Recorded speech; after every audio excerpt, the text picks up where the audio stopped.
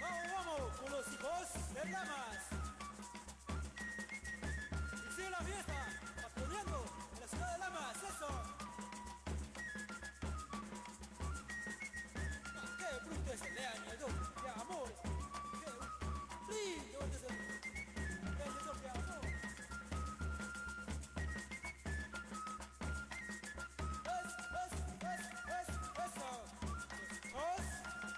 Lamas.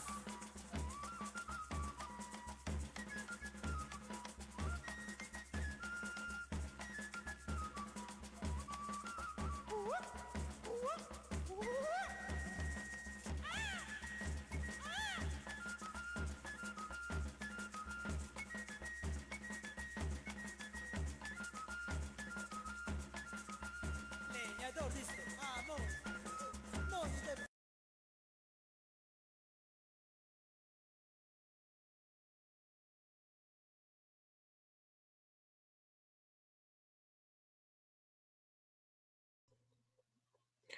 Buenas tardes. Damos la bienvenida a todos los que están presentes aquí en la sala. Esta es la mesa de Historia Regional del Norte. Estamos en la segunda sesión de la mesa. Vamos a comenzar de una vez con la exposición. Corta Gutiérrez. Ella va a exponer el tema Cacicas y Poder Político en Trujillo, 1750-1800. Evelyn es bachiller en Ciencias Sociales por la Universidad Nacional de Trujillo con la tesis Cacicas y Poder Político en Trujillo en 1750-1800. Asimismo, está desarrollando la tesis de licenciatura titulada La élite indígena trujillana en las postrimerías del periodo colonial, el caso de los Azabache y Morachimo, 1800-1820. También se encuentra realizando prácticas en la oficina de Secretaría General del Área de Archivo Central en la Universidad Nacional de Trujillo. Entonces tienes 30 minutos, Evelyn. Puedes comenzar. Ante todo, buenas tardes, profesor, y quiero dar gracias a la organización por la invitación y por la difusión de nuevas investigaciones de la historiografía del norte.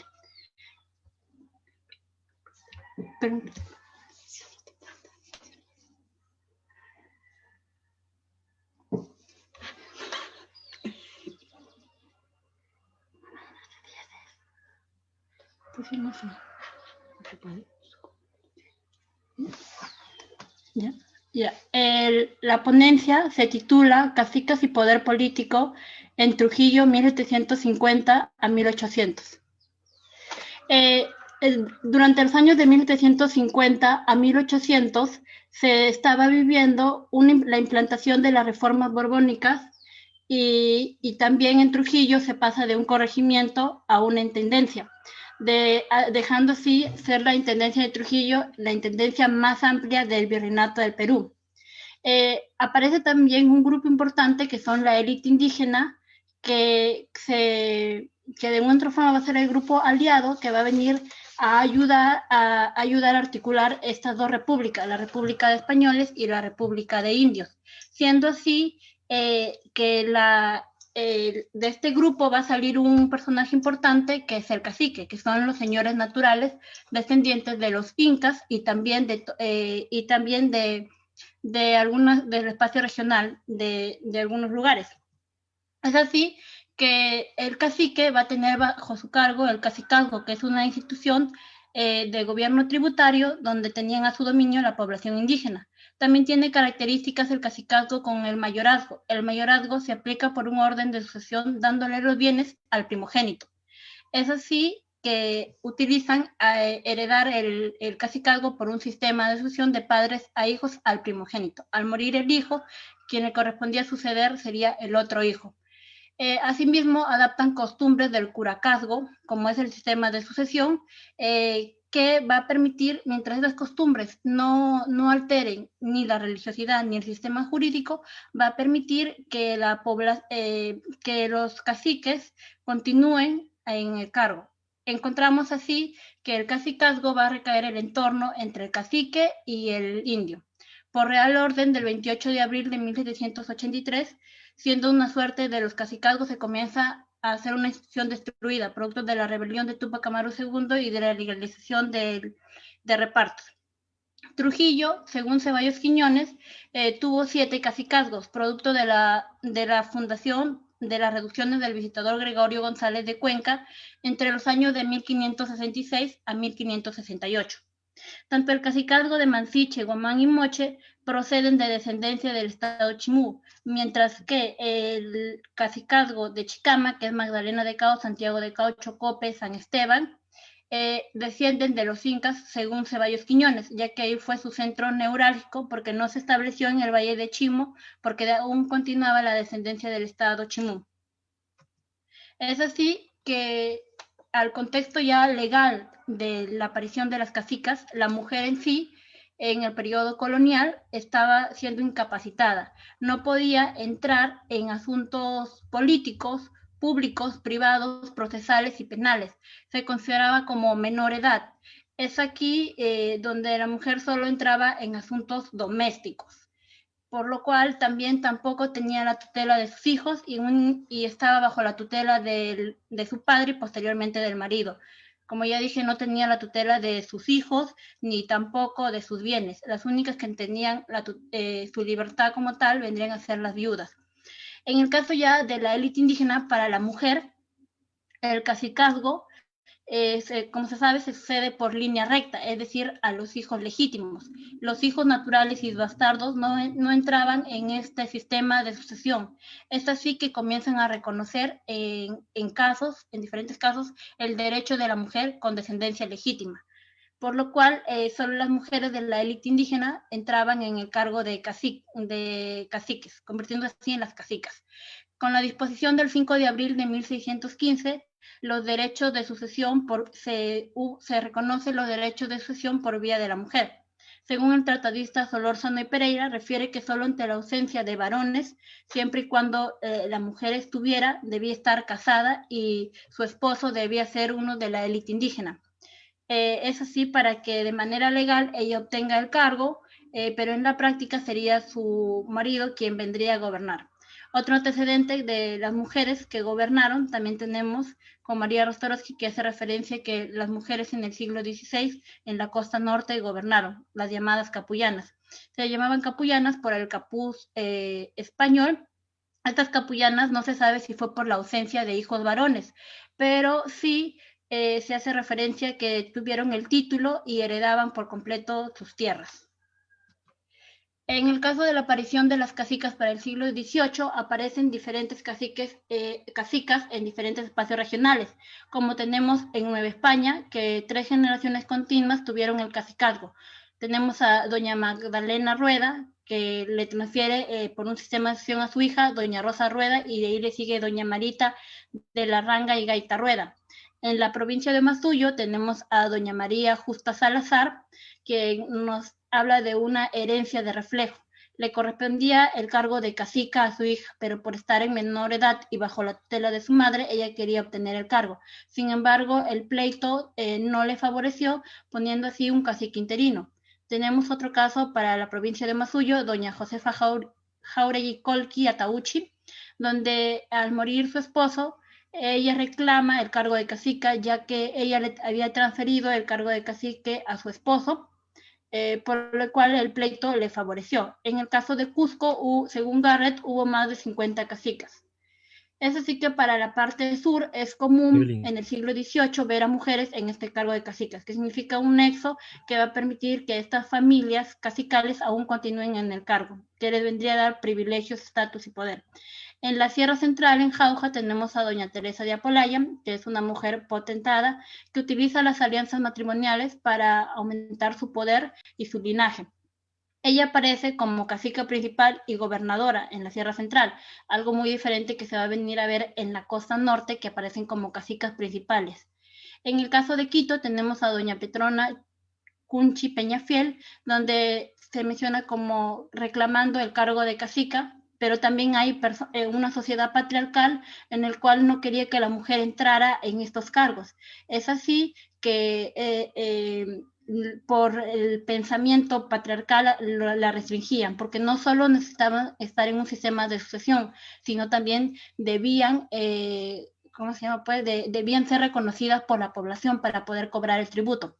En Lambayeque tenemos a doña Josefa Chumbi Guamán, que fue cacica de 2 cacicazgos. Otra es doña María Josefa Guamán Chumbi, que es mencionada como cacica segunda persona, que es un cargo mayormente de prestigio que de poder.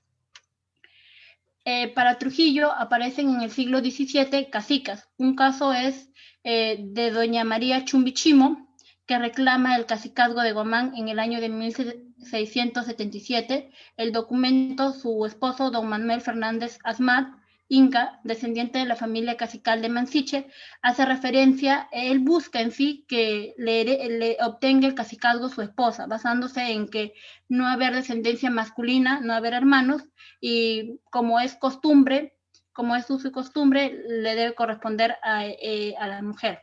Es así que, según él, se informa de personas de ciencia y conciencia, es decir, las personas más antiguas que le hacen referencia sobre estos casos que había pasado, que de manera legítima, a falta de varones, que en estos valles heredaban las hembras. Seguramente se hará referencia a la aparición de las capullanas.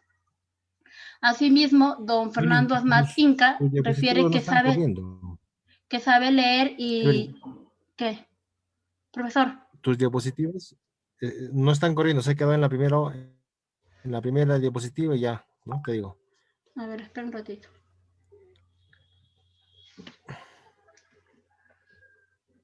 ¿Nada?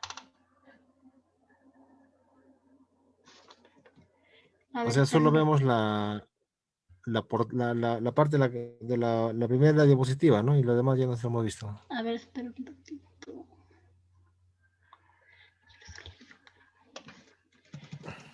A ver, espera. Ya. Haz clic en presentación abajo. ¿Acá? Ahí, más abajo. El que sigue. Ahí. Ya, avánzalo, listo ya. Avanza. Sí, ahora sí. Ya, continúanos. Ya. Entonces, en el siglo XVII aparece don Fernando Asmat, Inca, haciendo referencia que sabe leer, escribir y ser buen cristiano, como una forma de decir que estar capacitado para ser cacique, ya que en sí le iba a transferir el cacicazgo. Otra, incluso doña María Chumbichimo en su testamento hace referencia que quiere heredar el cargo a su hija, pero al haber descendencia masculina es su hijo quien obtiene el cargo. En el testamento, otra cacica para el siglo XVII es del cacicazgo de Moche, donde aparece en el testamento de don Antonio Chumbi Guamán, principal del pueblo de San Salvador de Mansiche en 1679, donde menciona que su hermana es doña Clara Francisca, cacica de Moche.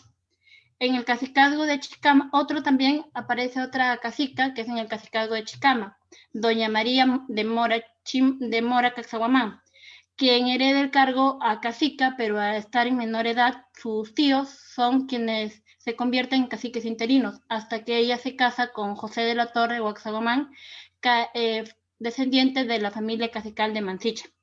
Es así que doña María de Morachimo, de alguna otra forma, forma la nueva familia, los Morachimo.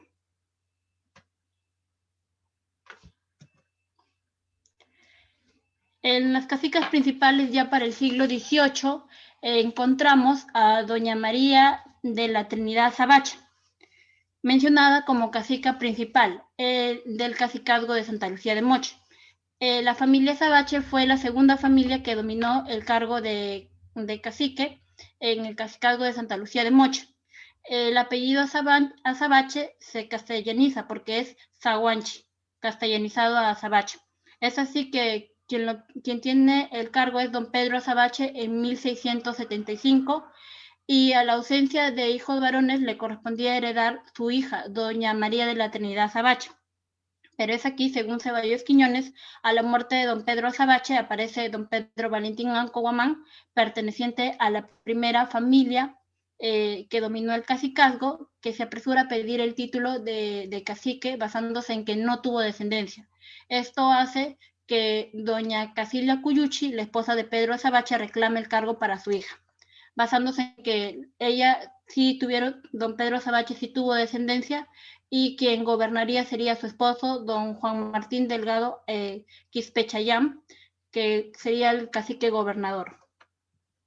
Acá podemos ver en sí la familia Azabache, el árbol y la descendencia, y aparecen como descendencia de doña María de la Trinidad Azabache, la cacica principal de Moche, que tuvo descendencia a don Florencio Delgado, don Luis, don Pedro Delgado, don Ignacio Delgado y doña María de la Trinidad Azabache Delgado. Aparece en sí la continuidad de nombre de madre a hija. La cacica principal también, al tener su hija obtiene la continuidad no solo en el nombre, sino también en el cargo de cacica. Aparece doña María de la Trinidad Delgado Azabache en su testamento, haciendo mención que su padre es don Martín Delgado y su madre doña María de la Trinidad Azabache. Es aquí donde se produce lo que es un paralelismo de género, ya que es la cadena de mujeres paralela a la cadena de hombres, la herencia femenina de un matriarcado, donde en este caso no solo hereda el nombre, sino también el cacicazgo y el reconocimiento por parte de la población que le tenía mucho aprecio. Y hace también referencia a la aparición de las capullanas, basándose en la ausencia de hijos varones. Es así que doña María de la Trinidad Delgado Azabache, en su testamento, la hija, hace mención no tener hijos y deja como absoluto heredero universal a su sobrina doña Jacinta Delgado Azabache.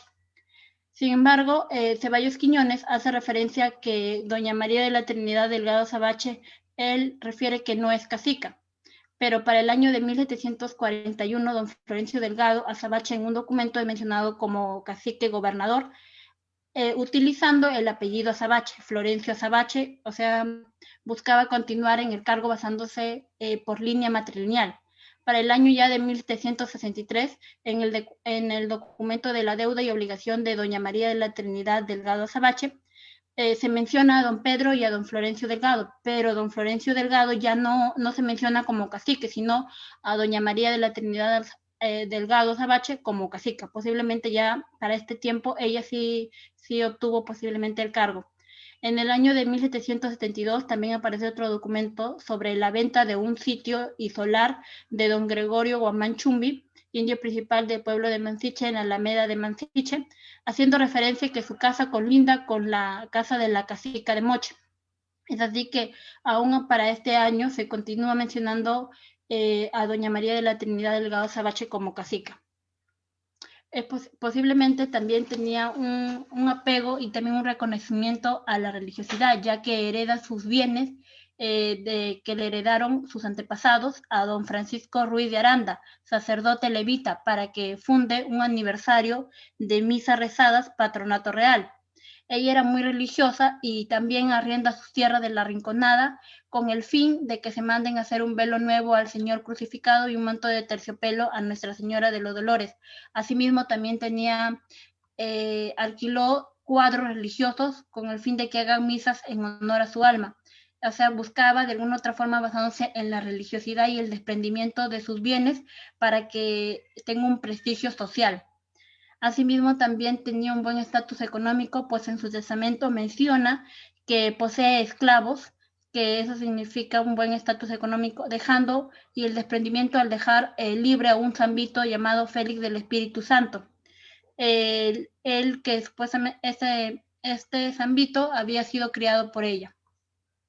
Es así que se puede ver de alguna otra forma para el año de estudio la continuidad no solo de doña María de la Trinidad Delgado Azabache por vía matrilineal, la herencia del nombre, sino también del apellido y basarse en esa herencia. Otra cacica principal tenemos que aparece doña Antonia Enrique Yaxacóndor, que se menciona como cacica principal del pueblo de San Juan Bautista de Cimbal, jurisdicción de Otusco. donde realiza un documento en nombre de su hijo, don Antonio Torres. La cacica busca que su hijo sea liberado del enganchamiento, ya que apenas tenía 14 años y la edad correspondiente para el servicio militar era de 16 años, basándose en ser descendiente de los indios. Esto de alguna otra forma quiere decir que ella buscaba transferirle los privilegios que le correspondía por ser cacica a su hijo para sus propios beneficios. También tenemos gobierno por transferencia. Tenemos a doña Juana María de Pachayhuac, que se menciona como cacica del pueblo de Santiago de Cao y Chocope del Valle de Chicama. En este documento ella menciona darle poder en su nombre a don Luis de Alfaro para que realice la división y partición de las tierras que colindaba con don Lorenzo Chayhuac. Contrajo también nupcias con don Luis José de Mora Chimo. Esto él posiblemente a la muerte de su esposo, ya que don Luis José de Mora Chimo se casó 4 veces y doña Juana María de Pachayhuac fue la 4ª esposa.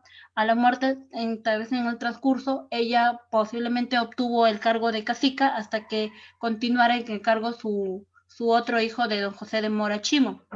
Es así que, por ejemplo, doña María de Pachayhuac también es descendiente de familias cacicales del cacicazgo de Mansiche.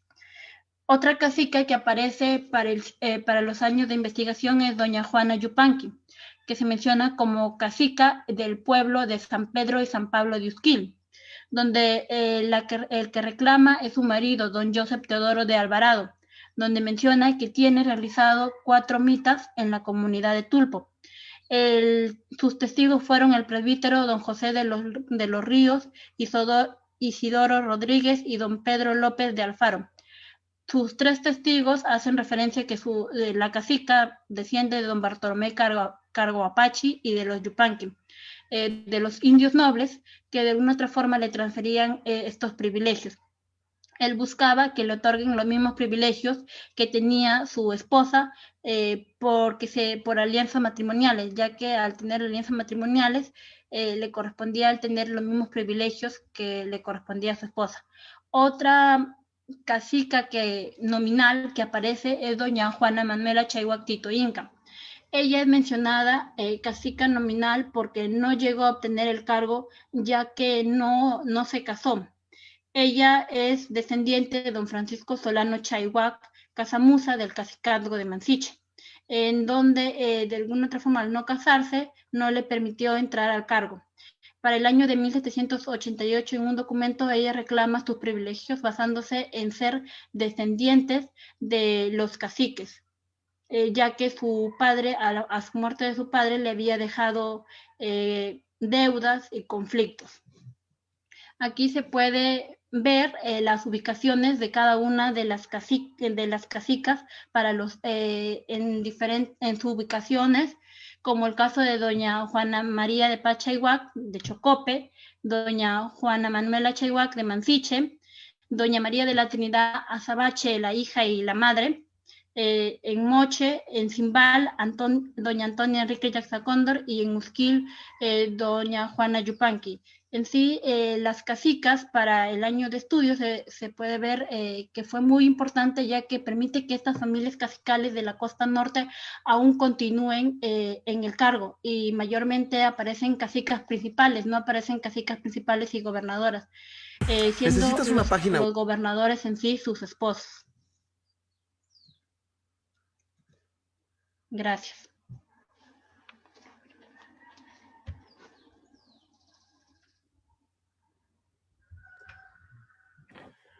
Ok.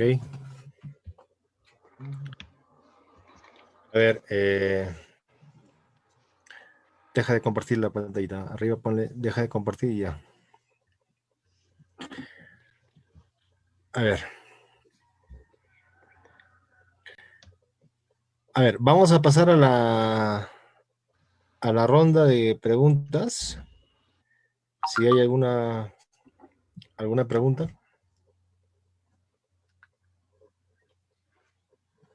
Bueno, yo tengo más que una pregunta, es una pequeña contingencia respecto a sacerdote levita, te he escuchado, ¿no? Por un tal Ruiz de Aranda, ¿no? No, la verdad que nunca he escuchado ese término, ¿no? Salvo, bueno, eh, en la Biblia, ¿no? En el Testamento, digo, ¿no será un error por sacerdote jesuita? Una mala lectura del documento.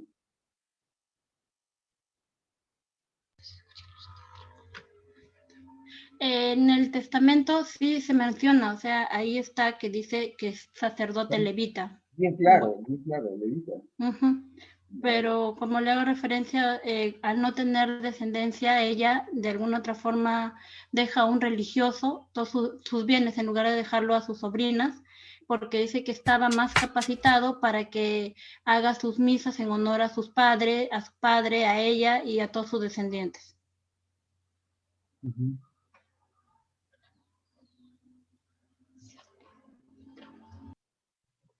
¿Alguna otra pregunta?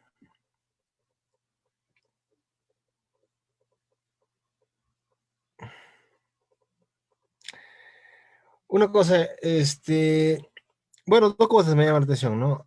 Son cacicas de pueblo, ¿no? No son, o sea, los cacicazgos aquí son pequeños, parece, ¿no? Cuando uno los compara con los de la Sierra Central, por ejemplo, ¿no? Que tienen, me parece, más poder, pues, ¿no? O la jurisdicción es sobre más personas, ¿no? Acá es, no sé si sabes sobre cuántas personas son es la jurisdicción, digamos, o familias, ¿no? En estos casos, en estos cacicazgos, ¿no? Eso por un lado, ¿no? Después, no sé si tú, o cómo ves este asunto de que pudieran ser formas de matriarcado de repente que están conviviendo, ¿no? O cómo ves este asunto de la herencia paralela, ¿no? Porque, por ejemplo, citabas algo tú de las Azabache, que su hija también se llama igual que ella, ¿no? Y esta es una forma que se ha encontrado, pues, como sucesión paralela, ¿no? Bueno, por ejemplo, su idioma lo estudia, Lonsbury lo estudia, ¿no? También lo estudia esta idea que las mujeres suceden a las mujeres, ¿no? Sucede en poder también, ¿no? Y también suceden bienes, ¿no? También eso, no sé qué tantos bienes tenían estas casitas, por ejemplo, qué tanto era su riqueza material, ¿no?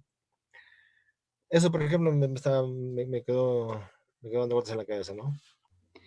Las casicas, como usted hace referencia, son casicas de pueblo, ya que el espacio regional de cada uno de los cacicazgos son pequeños, no tan pequeños, pero son reducidos. Sí, se produce lo que era un matriarcado con la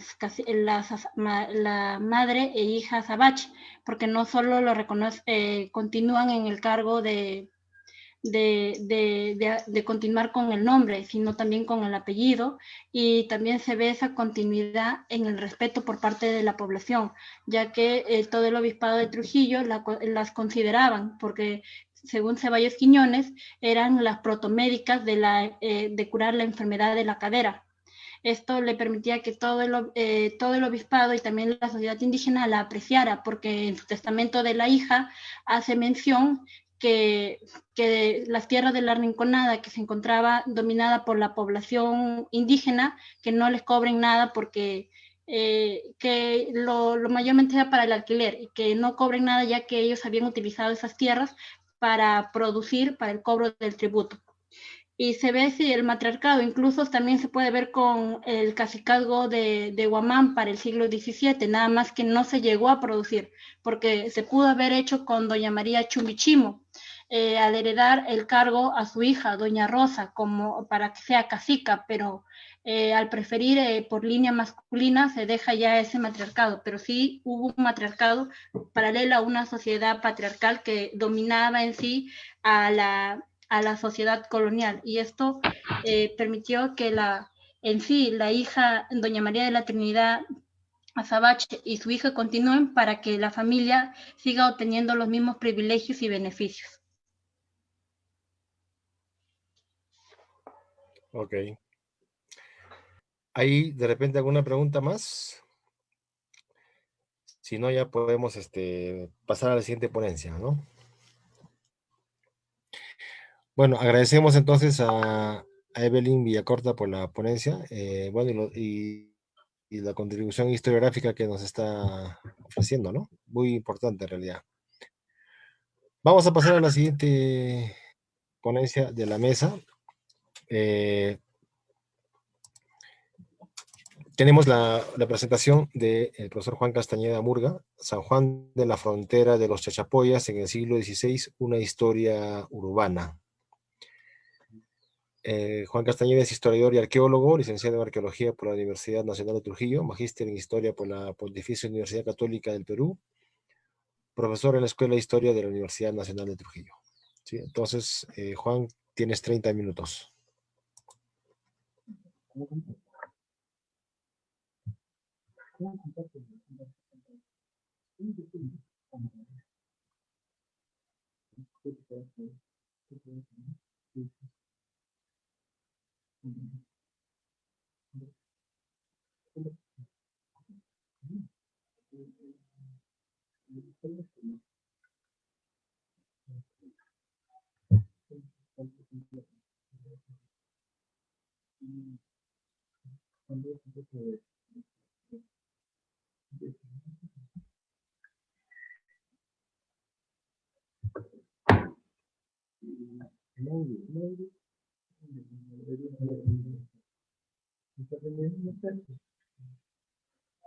Bien, buenas tardes con todos. Voy a dar inicio a mi ponencia. Bien, los estudios sobre la ciudad liviana del siglo XVI han repetido la idea del centro de la traza de la ciudad estuvo ocupada por blancos y alrededor vivían los indígenas, ¿no? Este modelo, por ejemplo, lo repiten Jacques Bologne y Simard para Cuenca.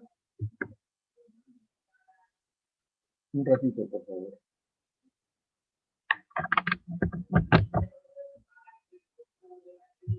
Este modelo lo repiten, por ejemplo, Jacques Bologne y Simard para Cuenca, asimismo Valenzuela para Santiago, ¿no? Gutiérrez para Ciudad de México, ¿no? Igual Ramón Gutiérrez para el caso de Cusco, ¿no? Y igual otro estudio también para Arequipa, ¿no? Dicen lo mismo, ¿no? O sea, los indígenas están en barrios como en un cinturón alrededor del centro, ¿no? Pero estudios anteriores han empezado a demostrar, miren, ya desde la década del 80, el estudio de Mesa y Gisbert sobre La Plata, ¿no? Demostraron la presencia, miren, de solares indígenas incluso en la plaza mayor de La Plata, ¿no? Lo que es Charcas, ¿no? O Sucre, ¿no? Y luego los estudios que se han realizado para Trujillo han demostrado lo mismo, ¿no? Que los indígenas ocuparon la trata, no solamente los nobles, sino también los indios del común, ¿no? Entonces, esa historiografía, ¿no? Que nos presenta este modelo que vemos aquí en la diapositiva, ¿no? Que el centro, en lo que es el nervio de la ciudad o la conversación, como aparece en los textos de la época, sería ocupada por blancos y luego, conforme las cuadras se van alejando, serían ocupadas por blancos, por españoles más pobres, ¿no? Y que al final, bueno, las castas, los indígenas y las castas rodean, ¿no? En un espacio, ¿no? En el cual la traza poco a poco se iría perdiendo, ¿no?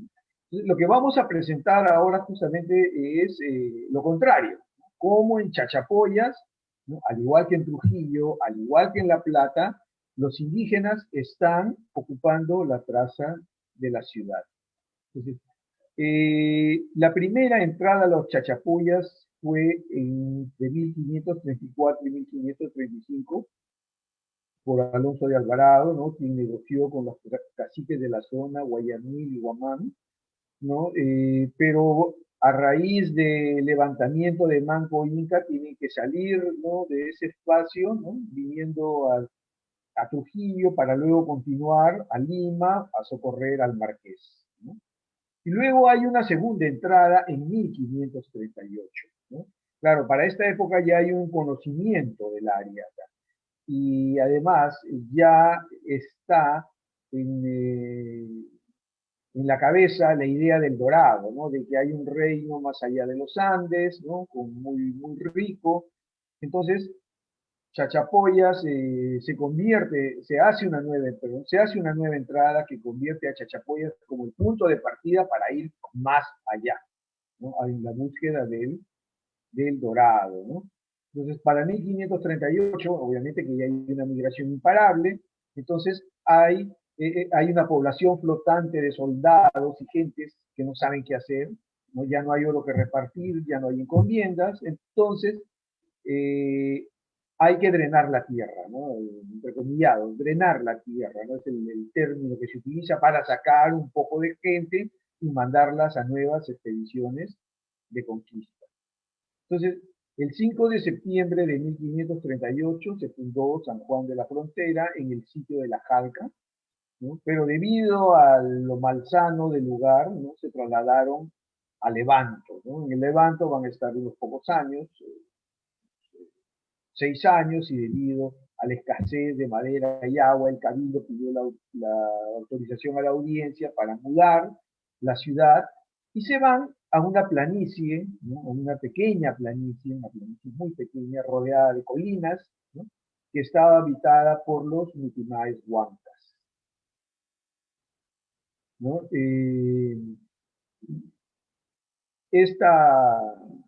Esta fundación ya pues consolida la ocupación española en la zona, ¿no? Entonces ya las encomiendas se han repartido, por lo tanto, y se hace necesaria la mano de obra indígena para levantar las casas de los vecinos, así como también levantar las iglesias. Entonces, esa mano de obra necesaria son, digamos, va a ser ocupada por los indígenas, ¿no? Que llegan primero como servicio personal y posteriormente, ya con el virrey Toledo, ya se organiza una minca. Entonces, estos indígenas, ¿no? Que llegan a Chachapoyas son destinados primero a las afueras, eso es cierto, en asientos. Entonces, vemos que aparece en la documentación los términos, por ejemplo, el asiento de los indios de Luya o el asiento de los indios de Cajamarquilla, ¿no? Así como en Trujillo también, habíamos visto en un caso anterior, había el asiento de los indios Cajamarca y el asiento de los indios Guamachucos, ¿no? Para Chachapoyas también se presenta lo mismo, ¿no? Entonces, con la revisión de los protocolos, ¿no?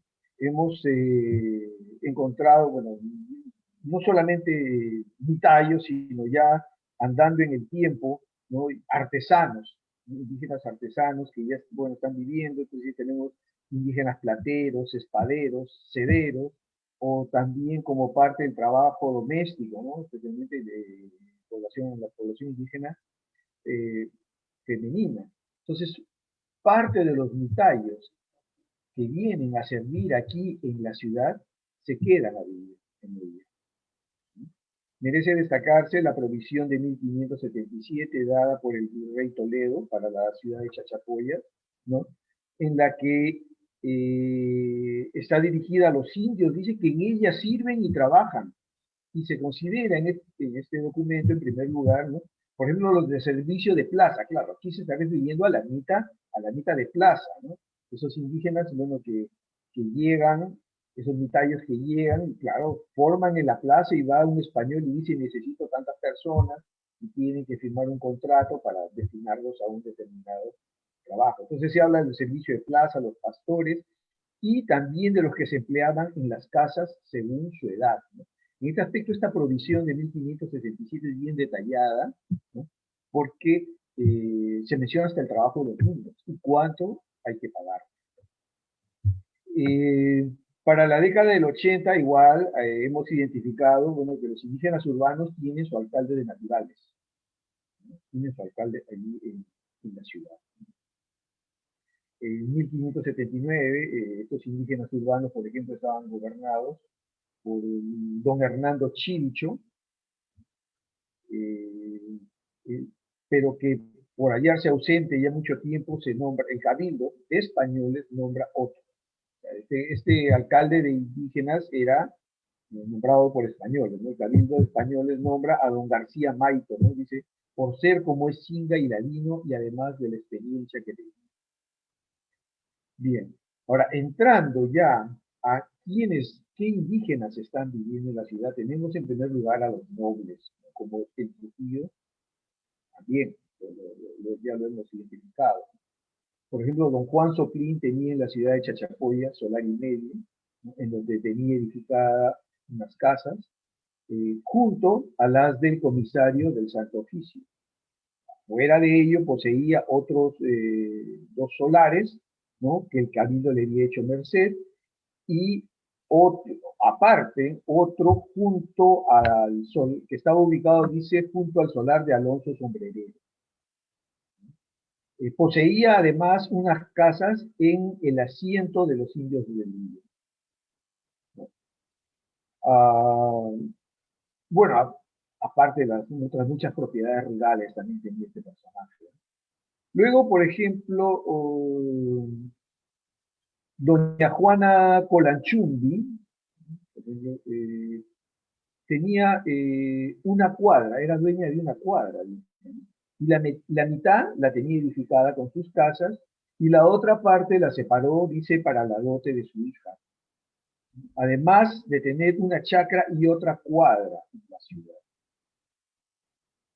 La élite indígena aparece pues activamente también en la compra-venta de solares. Un noble Chachapoya, por ejemplo, don Juan Baboco, compró de Miguel Capitanillo, indio ladino y lengua, o sea, vale decir traductor, ¿no? Tres solares, ¿no? Tres solares que lindaban por una parte, dice, con los solares de Juan Hervás y con los asientos de Pedro Jiménez, ¿no? Y por otro lado, dice, los asientos de los indios de Cajamarquilla, ¿no? De la misma manera, Cristóbal Yancar, indio principal de Yuracmarca, residente en Chachapoyas, vendió a Juan Solsol, cacique de Chelel, un solar con unas casas que heredó de Pedro Peas, oficial de Zapatero y Sentido. Y también, bueno, Diego Comeca, hijo de Alonso Comeca, cacique de Yamón y Zácata, vendía a Juan Camán, indio natural de Chachapoyas, yanacona de Gonzalo Rodríguez Franco, un solar que heredó de su padre. Otro principal que hemos registrado es Francisco Oxolón, hijo de don Antonio Soclín, que declaró en su testamento poseer dos casas en la ciudad de Chachapoyas. Hemos identificado también a una noble indígena, ¿no?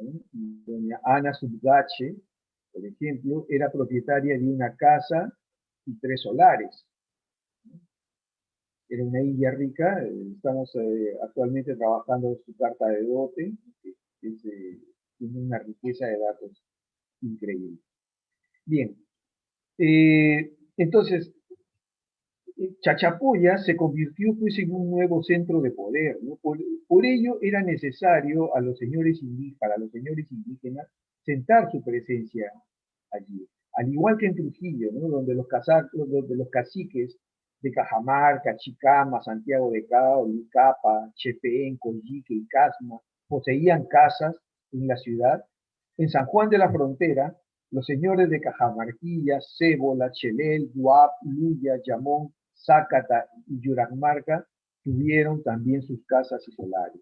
Para estos señores era importante contar con una vivienda en la ciudad, pues era sede de corregimiento y podían ventilar sus asuntos judiciales, procesos que podían durar meses o años. En tal sentido, una casa les permitía permanecer en la ciudad el tiempo necesario para que duraran sus litigios. De otro lado, los señores también necesitaban organizar la mano de obra de sus mitayos que llegaban a la ciudad. Por ello, aparte de sus casas, contaron con solares destinados para su permanencia mientras durara el servicio. Estos solares fueron denominados asientos. Bueno, también tenemos indígenas del común.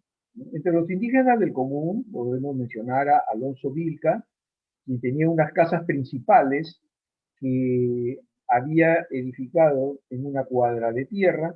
Otro habitante, por ejemplo, Juan Chocmaliap, natural de Olto, menciona en su testamento una casa en cuadra.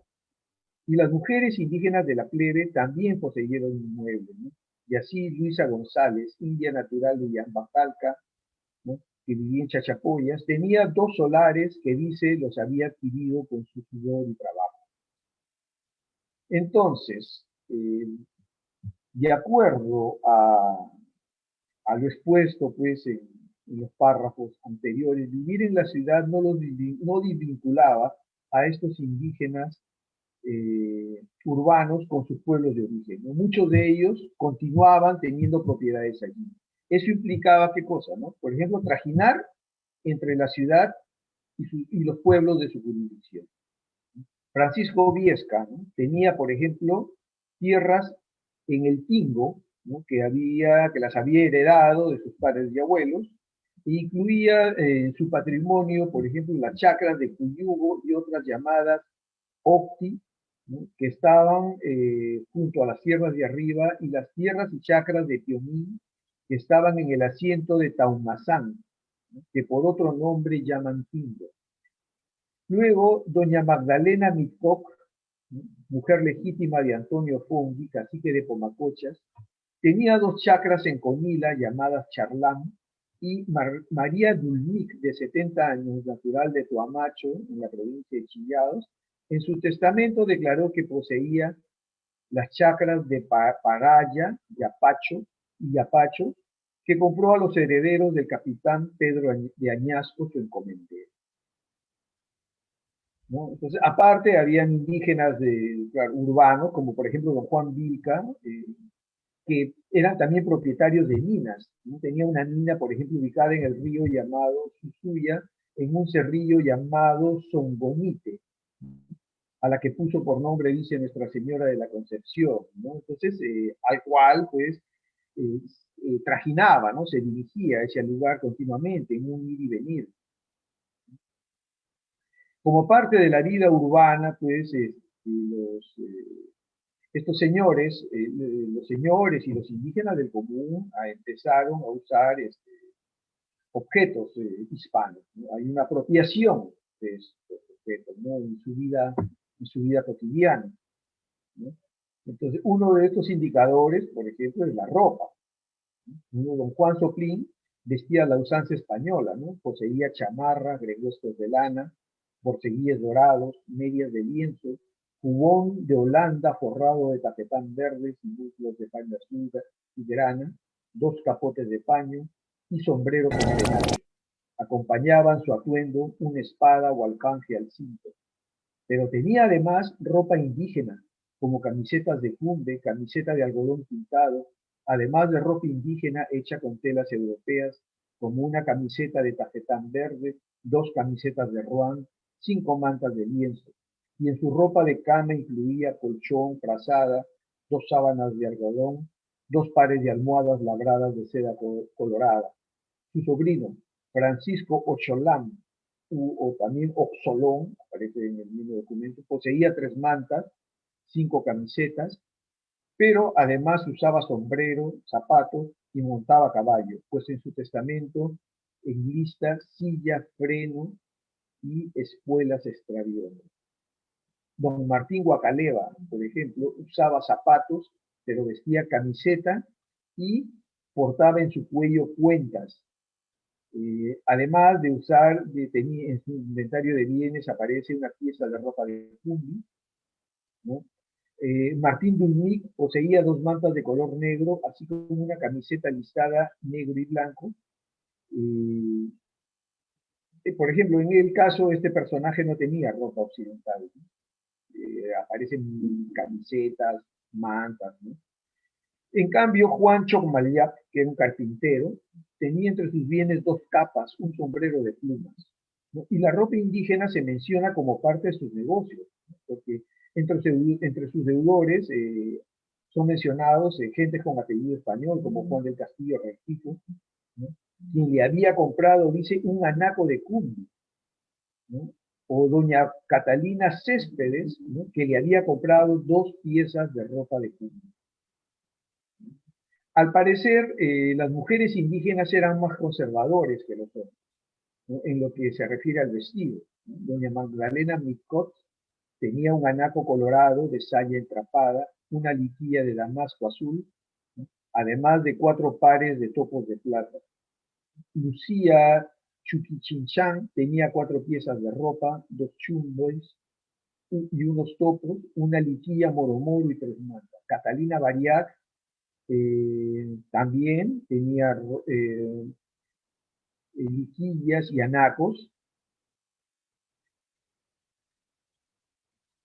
y también eran parte de su atuendo pues, las joyas, ¿no? Estos topos de plata aparecen continuamente, ¿no? Por ejemplo, en este documento que había mencionado anteriormente, ¿no? De Ana Sulugache, por ejemplo, ella en su inventario menciona 8 liquillas, ¿no? Cada una descritas pues con minuciosidad, 4 anacos, 7 chumbes, un mamachumbe. Un mamachumbe es una faja ancha, más grande. O sea, los chumbes son las fajas normales, pero la mamachumbe es una faja grande, ¿no?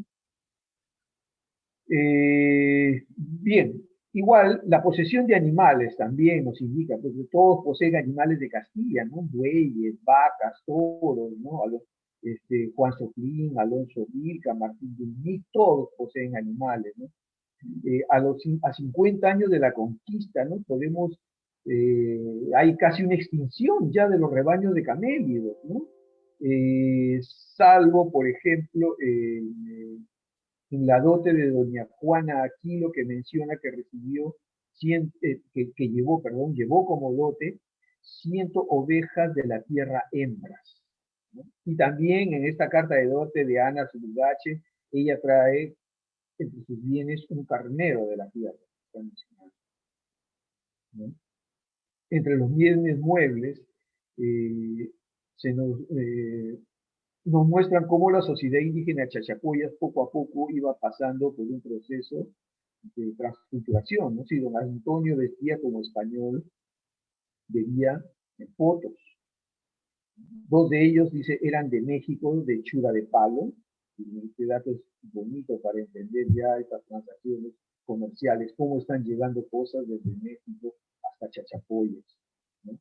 Y aparte, dice, 2 vasijas eran de mate y procedían del Cusco. Y este personaje tenía pues estos envases, ¿no? Que eran uno dos de México y 2 del Cusco, ¿no? Además, entre sus bienes se menciona una antara y un tambor, ¿no? Y poseía 3 dúos. El dúo, como se sabe, es un signo de distinción indígena, es el asiento del cacique, ¿no? Es un atributo de poder. Además, un creyente, ¿no? Porque entre sus bienes aparece el libro de las horas y también un rosario, ¿no? Aparece. Y como hombre letrado poseía 2 escribanías forradas en plata, ¿no? Don Francisco Xolón, ¿no? Aparte de la ropa de indígena y español que tenía, poseía instrumentos de sastre, ¿no? Tijeras, punzones, vara de medir, ¿no? Y también una guaraca, ¿no? Suponemos que se está refiriendo a una honda, ¿no? Y Juan Chocmayap, ¿no? Era muy buen caballista, ¿no? Tenía silla de montar a la jineta. La jineta, por ejemplo, es una silla que se usaba en los juegos de caña y en el rejoneo o toreo a caballo, ¿no? Es indígena, pues además había reemplazado la chaquitaglia porque en sus bienes aparecen las azuelas, que es un objeto de la Francia europea. Pero antes de continuar, ¿no? Volviendo a este dato anterior, ¿no? Yo recuerdo que el profesor Hurtado, cuando publicó estos testamentos indígenas de Jauja, ¿no? También había un cacique allí que tenía entre sus bienes una silla a la jineta, ¿no? Y además una coleta, ¿no? La coleta, que es una prenda que usaban los toreros, un moño artificial que se colocaban en la parte posterior, ¿no? Y la silla a la jineta, que era el raconero. Así que no, la tauromaquia era parte también de la vida de estos indígenas. Al abordar las relaciones amicales o parentesco de los otorgantes, una manera de poder identificar la cercanía o afinidad en un momento, de un momento tan importante como el de testar, es al tener en cuenta los albaceas y testigos, en la que muchas veces no necesariamente son familiares.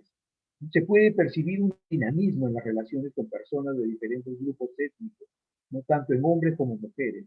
Así, en el testamento que otorgó María Bariat, moradora del pueblo de los Huancas, los testigos de las mujeres aparecen personas con apellido español, ¿no? En el testamento, por ejemplo, de Lucía Chuquichinchán y Magdalena Miscot, aparecen como testigos, aparte de indígenas, un Pedro Vergaray y Juan Gómez.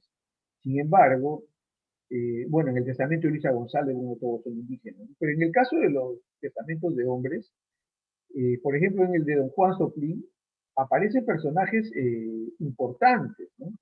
Aparecen personajes importantes. Por ejemplo, aparece el comisario del Santo Oficio, ¿no? El reverendo Gonzalo Gutiérrez, que era su vecino, vivía al lado, ¿no? Luis García Samamé, que era encomendero de Cajamarquilla, ¿no? Y también, bueno, otro principal que era don Juan Chuquimbal. Y Diego Congue, un oficial de carpintero, ¿no? Perdón, Diego Congue, oficial de carpintero, tenía como albaceas al comisario antes mencionado y a Andrés Chocomayot, su compañero de oficio. Luego, Francisco Viesca, otro indígena, presentó como testigos al licenciado Andrés Fernández de Recalde y al padre Juan Bautista Nano, cura de la Inmebamba, y Ambrosio Muñoz, todos españoles.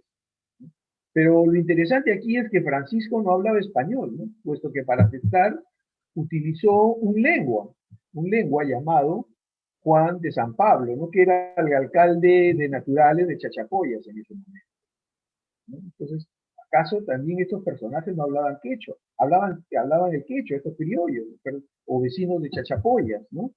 ¿No? Por ejemplo, Ceballos Piñones, él, para el siglo XVIII, él cita un documento en su onomástica y toponimia de Chachapoyas, en el cual el cabildo prohíbe a los criollos de Chachapoyas hablar en quechua porque el español ya se estaba perdiendo.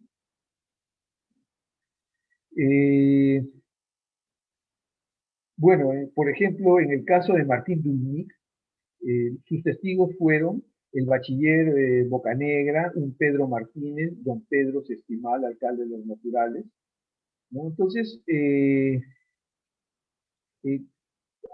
vemos un gran dinamismo, ¿no? En estas relaciones sociales, ¿no? Aparte de eso que todavía nosotros no hemos entrado a estudiar los libros parroquiales para ver los matrimonios, ¿no?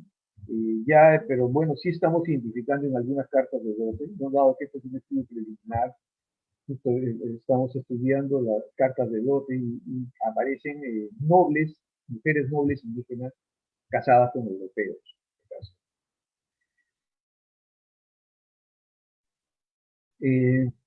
Bien, un espacio para la reproducción de las relaciones sociales van a ser las cofradías, ¿no? Sobre todo la cofradía es muy importante para un general, ¿no? Así como las misas que esas corporaciones mandaran a decir por sus miembros, ¿no? Entonces, ellos se reflejan, ¿no? Que en medio, pues, de las vascas de la muerte de los otorgantes, por ejemplo, piden que se les incorporara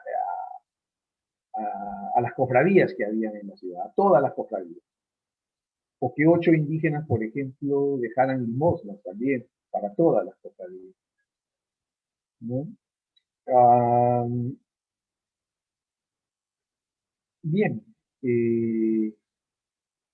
entonces, para concluir, ¿no?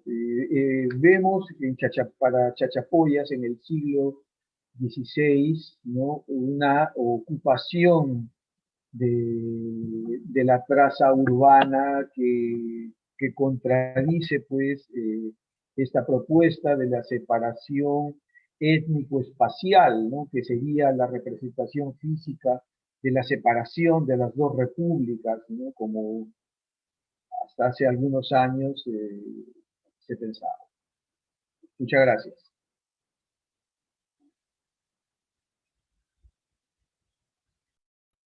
Ok.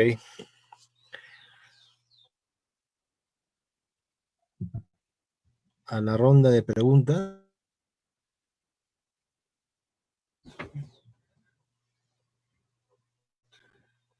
A ver, pasamos a la ronda de preguntas. Pueden hacerlo por chat o por aquí también.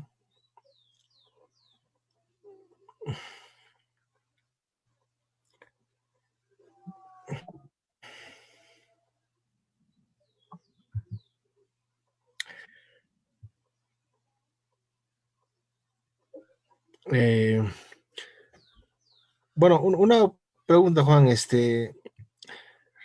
del, bueno, en principio todo el tiempo colonial, Chachapoyas ha sido una ciudad o cambió a villa de repente, ¿no? O a pueblo de indios, no sé, ¿no? Porque en la Sierra Central, Jauja, por ejemplo, se fundó como ciudad, pero cambió a pueblo de indios. Después, ¿no? 2 años cambió a pueblo de indios, ¿no?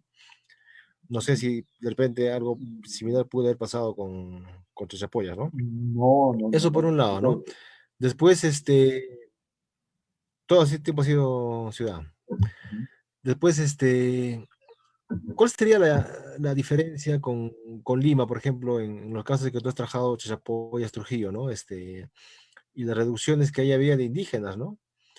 Y, por ejemplo, yo me acuerdo que vi un trabajo de Teresa Vergara, ella habla de espacio de integración, ¿no? Que Lima era un espacio de integración, pero a partir de estos lugares, ¿no? De residencia de indígenas, ¿no? O sea, no que estaban en la ciudad como tal. Como que es un poco lo que me estás proponiendo, me parece, ¿no? O sea, que transitaban, pues, ¿no? Transitaban a la ciudad, ¿no? Eso te que lo pasa en Huamanga, ¿no? Yo he encontrado casos de común de indios que tienen propiedades en la misma plaza de Huamanga. Y bueno, con el alquiler, la venta, en fin, de esto, pagan el tributo inclusive, ¿no? Es un caso bien particular, ¿no? Y entonces, también mencionabas tú el caso del asiento indígena, ¿no? ¿No son reducciones estos asientos? ¿O cómo exactamente, cómo los defines tú exactamente? No, el asiento es un espacio temporal, ¿no? Y que tiene un carácter temporal, ¿no? De los indígenas para los mitayos, ¿no? Por ejemplo, eso se ve claramente en Trujillo, ¿no? Había el asiento de los indios cajamarca, ¿no? Pero, pero que los caciques, avanzando el tiempo, compran una cuadra. O sea, dejan el asiento para instalarse en una cuadra. Bueno, la diferencia con Lima, ¿cuál es? No? Bueno, los estudios, los primeros estudios sobre indígena urbano son los de Paul Charney y de Lynn Lowry, ¿no? Forging an Indian Nation, ¿no? Ellos proponen que los indígenas viven, dice, en los intersticios. ¿Y cuáles son los intersticios de la ciudad? Esos intersticios son las tiendas y talleres, pero que el sitio de habitación estaba fuera, ¿no? O sea, ellos vivían en sus barrios, perdón, dormían en sus barrios, ¿no? Pero que durante el día, los que tenían un espacio, los que, por ejemplo, tenían tienda o taller, vivían allí. En el caso de Trujillo y ahora en el caso de Chachapoyas que he presentado, no es así. Aparecen los indígenas como propietarios de casas, de solares, miren, lo que he presentado, cosa que Trujillo no lo veía, como hasta de cuadras, propietarios de cuadras. Ahora, tal vez, bueno, hay que estudiar más en larga duración Chachapoyas. No hay trabajo para Chachapoyas, salvo el de Inge Scheller, que ha trabajado el tema de la conquista de Chachapoyas, ¿no? Y bueno, iba un poquito más al sur, lo que es Cajamarquilla, ¿no? Pero, bueno, sé que el profesor Fran Díaz Pretel tiene un libro en prensa sobre Chachapoyas en el siglo XVIII, Pero bueno, si leemos el libro de Jorge Ceballos Quiñones, observamos allí lo que él menciona, ¿no? Toda la vida dice que Chachapoyas fue un vecindario pobre. Tal vez el ser un vecindario pobre le hizo ser, estoy especulando, ¿no? Tal vez permeable, más permeable, a tal punto, ¿no? A tal punto como él dice, pues, ¿no? Que los criollos estuvieran, voy a usar un término arbitrario, que ahindiándose, ¿no? Porque el hecho de estar dejando el español, ¿no? Y que en un determinado momento el cabildo se ponga fuerte y prohíbe que los criollos hablen quechua, es que, volviendo a usar este término, ¿no? Chachapoyas estaría de repente ahindiándose, ¿no?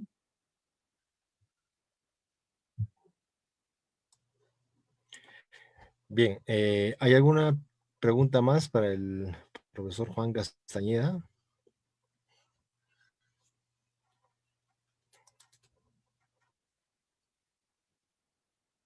Si no, bueno, podemos terminar aquí y dar pase a la siguiente ponencia, ¿no?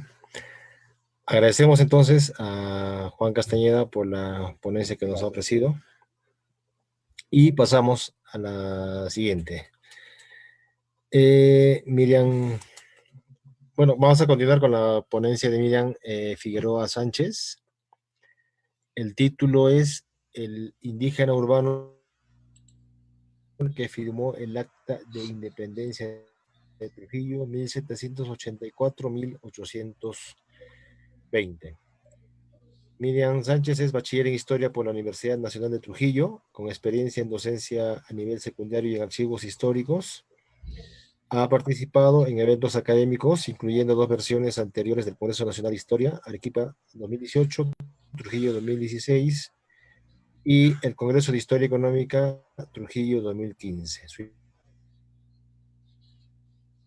colonial. Damos la bienvenida a Miriam. Tiene 30 minutos para exponer su ponencia. A ver. Buenas tardes con todos. ¿Me logran escuchar, por favor? Sí, te escuchamos. Muchas gracias. El título de la ponencia, como hace rato me ha precedido usted nombrándola, es El indígena urbano de Trujillo, pero ahí haciendo hincapié a los indígenas urbanos, vamos a tratar específicamente de uno que firmó el Acta de Independencia, como es el señor José Tadeo Efio Coriusca Maita. Bueno, si logran ver, por favor. Ahorita nos estamos centrando en el espacio de Trujillo, justamente en el espacio urbano. Se encontraba antiguamente en el Valle de Chimo, pues antes de la invasión española. El espacio que abarcó fue desde Tumbes hasta Caraballo por un total de 15 valles. Las razones de su fundación de Trujillo, diversos historiadores y estudiosos sobre el tema nos indican, pues, por ejemplo, en el caso de Vázquez de Espinosa, que se debió, pues, a su cercanía con un santuario. Durán Moreno, Castañeda Murga, mi antecesor, maestro, colega, que acaba también de exponer, Juan Castañeda Murga, y Valeria Fraser, nos dicen que justamente también en Trujillo se asentó o fue fundada sobre un asentamiento prehispánico. Por otro lado, Ceballos Quiñones nos indica que la fundación de Trujillo se debió, pues, al gran número de entierros que existían en la zona y que podían saquearse. Por otro lado, David Cook nos dice que la fundación de Trujillo se realiza por, entre comillas, cercanías de minas de oro. Por otro lado, la historiadora Susana Aldana, pues dice que no, que la fundación de Trujillo, pues, se realizó debido a que españoles con indígenas, justamente que no estaban de acuerdo al yugo que tenían los incas, realizaron alianzas con estos españoles para, pues, justamente derrotar, pues, al gobierno que no estaban de acuerdo. En este caso, las alianzas se realizaron entre españoles y los habitantes del Valle del Chimo. A ver, cuando llegaron los españoles, si bien es cierto, el profesor Juan Castañeda Murga, pues, nos ha indicado que se hizo una separación étnico-espacial se hizo la separación de República de Indios y República de Españoles. Pero en Trujillo, desde el siglo XVI, pues vamos a ver que pese a que existen pues estas repúblicas de indios y de españoles, en un primer momento, cuando lo reparten o hacen la repartición de la traza urbana en el siglo XVI, vamos a ver que los primeros habitantes, en este caso los primeros vecinos de la ciudad de Trujillo, pues van a ser los encomenderos, los veteranos, los que vinieron pues de España, ¿no es cierto? En este caso, como ellos habían acompañado durante la expedición, durante las hazañas de conquista, pues vamos a tener que se le reparte según sus calidades, según sus, como que se les dice, sus méritos que habían obtenido. En este caso vamos a tener que los solares que hacían Plaza La Esquina, como los tenemos ubicado, que se ha sacado justamente del libro de Ceballos Quiñones, de los primeros pobladores y fundadores de Trujillo, se encontraban en la esquina de la plaza Juan Roldán de Dávila, García Holguín, acá lo tenemos, Pero González y Melchor Verdugo. Por otro lado, también Ceballos Quiñones nos dice que en torno a la plaza, no en la esquina, pues se encontraban también las casas de los siguientes encomenderos: Francisco Luis de Alcántara, Diego de Mora, Miguel Pérez de Villafranca, Rodrigo Lozano y Diego de Vega, finalmente Martín de Estete. Por un lado tenemos una traza urbana que nos presenta pues Ceballos Quiñones y nos indica que eran los veteranos, eran los primeros fundadores. Luego, en este caso vamos a ver los indígenas. También para el caso de los indígenas, también ellos se ubicaron en torno a la traza urbana, al espacio de Trujillo. Y vamos a tener que no solamente los españoles, sino en este caso los indígenas, pues ocupan la ciudad. Y este nombramiento pues de los indígenas justamente que se encontraban, que eran propios de Tucumé, de Chimo, de Cajamarca, pues fue una investigación que realizó pues el docente Juan Castañeda Murgue, y de él pues también me he guiado, porque él también encontró evidencia de que no solo los españoles habitaron en la traza urbana, sino también los indígenas desde el siglo XVI. Y él indica que casualmente los indígenas o los caciques de Tucumé, los caciques del Valle del Chimo, de Cajamarca, pues se asentaron probablemente porque desde un principio se les había otorgado solares pues al lado de sus encomenderos. Y esto se hizo con la finalidad de que ellos, al venir a la ciudad o a venir a cumplir sus funciones, pues o el ir a mitar, debían de tener y asumir órdenes de ellos. Por eso se ubicaron en torno pues a sus encomenderos. Por otro lado, también nos indica que el cabildo, justamente el cabildo de Trujillo, cede o da solares pues a estos indígenas porque ellos afirman e indican en los protocolos notariales que se encontraban casados y vivían como españoles. Ahí tenemos una referencia de por qué el cabildo de Trujillo les otorga solares.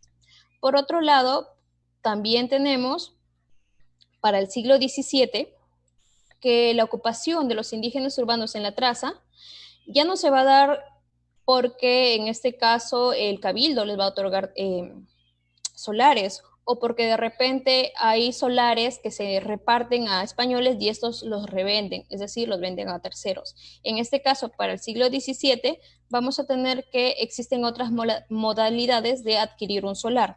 En este caso, se ha encontrado, por ejemplo, que una india de Cao, pues, compra un solar, pues, a un carpintero, es decir, a un español, Alonso de Castro. Por otro lado, no solamente vemos la compra de solar, sino vamos a ver que los solares, pues, se van a heredar. Ojo, y cuando vemos que cuando el solar se va a heredar, vemos de que antiguamente la compradora o la dueña de este solar había sido una india. Esta india, indígena, en 1634, hereda un solar ¿a quién? A su esposo. Solamente lo nombra como Pedro. Por otro lado, también existe también la compra de un solar, pues, en donde un indio, con el oficio de que se dedicaba, pues, a hacer sillas, compró un solar a Diego Montalvo. Entonces vemos la compra de solar, la herencia del solar, incluso vamos a ver también el alquiler de un espacio justamente que se ubicaba en torno a la plaza, que era un alfalfar por un indio forastero, Juan Pariacocha. Entonces, vemos que justamente del siglo XVIII, siglo XVI y XVII, vemos que Trujillo, antes de ser encerrado en sus murallas, pues tenía como ocupantes, como vecinos de Solares a indígenas, no solamente a españoles. Por otro lado, vamos a ver que en el siglo XVI y XVII, además, tanto indígenas nobles, tanto caciques y como indígenas del común, pues adquieren solares dentro de la ciudad. Esos son las primeras investigaciones que realizó, pues, como vuelvo a recalcar, el magíster Juan Castañeda Morga. Sin embargo, la investigación que hoy nos centra el día de hoy es explicarles a usted y darles a conocer que durante el siglo XVIII vamos a ver más presencia de indígenas.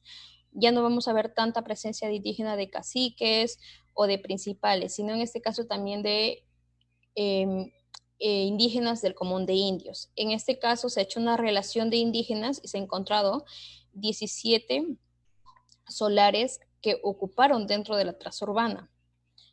Y en este caso vamos a ver, por ejemplo, en el caso de José Tadeo Efio, también que justamente ocupó un solar en la calle de los Marqueses de Bellavista, Felipe Nurin Chupnops, también, que es un indígena, Manuel Chuman, y los demás que siguen, los 17, pues son un total de, son un total de 14 indígenas que se han encontrado, porque los demás, pues, como Tadeo Efios, tiene 2 casas, 2 solares. En el caso, pues, de Manuel Schumann, también tienen solares repetidos. Es decir, no solamente tenían un solar o eran dueños o vecinos de la ciudad de Trujillo por adquirir o tener un solar, sino a la vez, a veces eran dueños de 2 o 3 solares.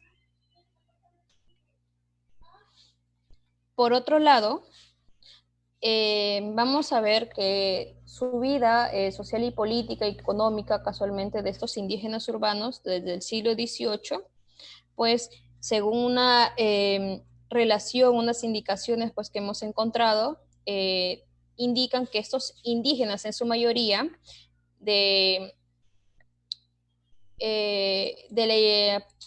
gremio de indios de la iglesia de San Sebastián, creyeron pues en un solo Dios, creían justamente en el juicio final, en la gloria, en el purgatorio, en el infierno, y esto que he puesto acá en el creyeron en un solo Dios, juicio final, justamente es muy marcado y notorio porque a lo largo de sus testamentos ellos manifiestan y encomiendan su alma a Dios, encomiendan justamente que se realicen misas, que se realicen pues una pompa en honor pues a su muerte. Incluso dejan algunos bienes para las iglesias o para sus cofradías a los que ellos pertenecían. Por otro lado, también hemos encontrado que existió amistades entre los diferentes grupos raciales y justamente esto también se vio en el caso de Lima, cuando pues Jesús Cosamalón también nos explicó que justamente existían diferentes tipos de relaciones, no solamente de amistad, sino también de discordia, de pleitos y confusiones. Pero en este caso, hasta el momento pues se ha encontrado una amistad. ¿Por qué digo eso? Porque se ha revisado en el sagrario en la iglesia de San Francisco el libro de bautizos justamente, y ahí indican pues que habían pues padrinos españoles que habían sido, bueno, padrinos de estos hijos de indígenas. Incluso en algunas ocasiones se ha revisado de que la India, al no tener pues el nombre del padre o el no querer dar el apellido del padre, pues el padrino español le ponía a su futuro ahijado su apellido. Entonces vemos ese compromiso de los padrinos por reconocer a veces en algunos casos a su futuro ahijado. Por otro lado, también hemos encontrado que usaban el idioma español justamente y era su comunicación frecuente.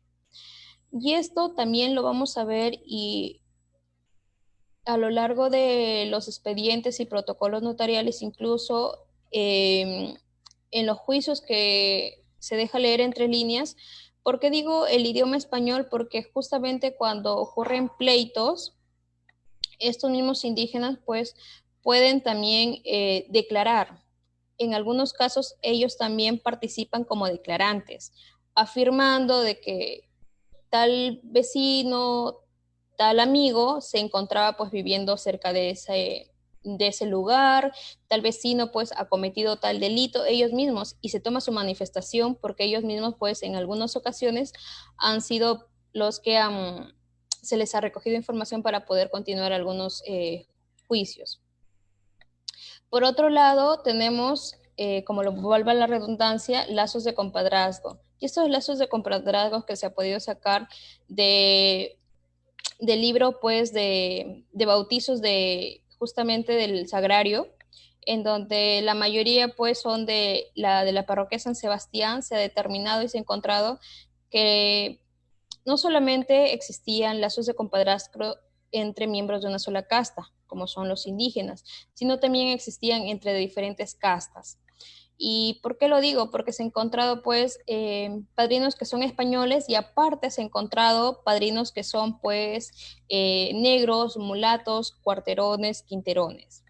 Por otro lado, también se ha encontrado que estos padrinos no eran necesariamente los mismos vecinos de la ciudad de Trujillo, sino que también venían de otros lugares, por ejemplo, padrinos de Mampuesto, padrinos de Virú, padrinos de Mansiche. Entonces, no, en la iglesia San Sebastián, los padrinos pues venían de diferentes lugares, pues para realizarse la ceremonia de su futuro ahijado. Ojo, por otro lado, los padres a veces no eran no conocidos y como expliqué anteriormente, el padrino, en este caso algunos españoles, también miembros de la religión, como curas, también los bautizaban a estos niños, pues también les reconocían. Por otro caso, con los padrinos tenemos nuevamente que le otorgaba el apellido ahijado, fueron españoles con cargos importantes, y ahí también tenemos el caso de don Tiburcio de Urquiaga, que justamente también fue padrino de algunos indígenas. Fueron también curas y feligreses, valga la redundancia nuevamente como lo indicado, y también se indicaba pues que algunos padrinos eran casados o a veces eran solteros. No era obligatorio de que ambos sean casados, como actualmente pues exigen en algunas iglesias que los padrinos deberían o tienen que ser casados. Respecto a la adquisición de inmuebles y de bienes, en un caso he puesto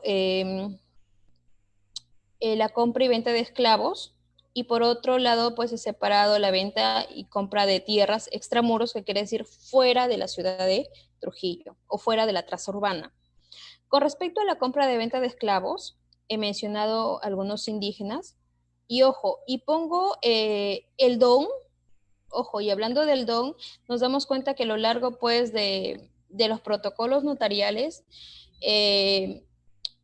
se manifiesta y indican pues que son don, adquieren la denominación de don, no se nombran pues como el caso pues de Santiago Efio o de Manuel Schumann, sino que el don quiere decir que descendían de una casta o de un linaje, que habían sus antecesores sido caciques o principales de algún sitio, como los de Mansiche o como los de Mampuesto, como los de Huanchaco. Entonces, ellos anteceden el don porque habían pertenecido también a familias que habían obtenido pues cargos o privilegios. Eso es para el caso pues de del siglo XVIII, pero para el caso pues de descendientes que no eran de familias nobles, pues solamente se les nombra pues por el nombre, A ver, en el caso de don Manuel Céspedes Tito, vende un zambito Y cuando digo la compra y venta de esclavos, lo pongo para especificar que no solamente los españoles se dedicaban, pues, o los europeos, a la venta de este tipo de mercancía que algunas veces les metió a los negros africanos, sino que también a los indígenas se les permitió comprar y vender esclavos.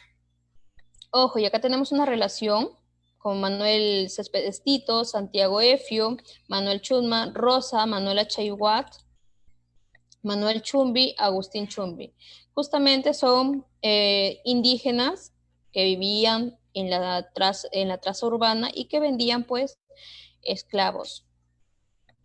Y así como ellos, hay una relación más extensa de indígenas que se dedicaban pues a vender y comprar esclavos, incluso de heredarlos a sus hijos, a un pariente, a sus sobrinos, incluso a sus hijados, heredaban pues estos esclavos. Y en algunos casos pues estos esclavos pedían a sus amos que se realice una compra para su libertad. Ya, o también cuando estos morían, los indígenas morían, pues también les otorgaban la libertad a dichos esclavos. Pero mayormente acá en el caso de Trujillo, pues me doy cuenta que más esa libertad se realiza por el sentimiento de amistad o el sentimiento pues que manifiestan que por haberle servido tantos años o muchos años indica. Por otro lado, cuando hablamos de compra y venta de tierras extramuro, nuevamente es fuera de la ciudad, fuera del trazado urbano, fuera del centro histórico que conocemos, vamos a ver que Francisco Solano igual pues indígena justamente, recupera tierras que son nombradas como Zacachique. Por otro lado, justamente el que estaba haciendo mención, José Tadeo Efio Coriusca Maita, él fue administrador de la hacienda Galindo, ojo, aparte alquila tierras llamada Los Herederos y además de alquilar tierras, alquila 5 acequias del común de indios, ¿para qué? Para que riegue las tierras que él había alquilado. Entonces, no solamente se dedica pues o tiene casas dentro de la ciudad, casas o tierras fuera también de extramuros, o también adquiere pues un cargo como es administrador de una hacienda, sino que además, y más adelante lo vamos a ver como alcalde, lo vamos a ver como alguien que se le da pues el cargo de interceder en los juicios y pleitos del común de indios de Huanchaco y Mansiche. Entonces, no es cualquier persona.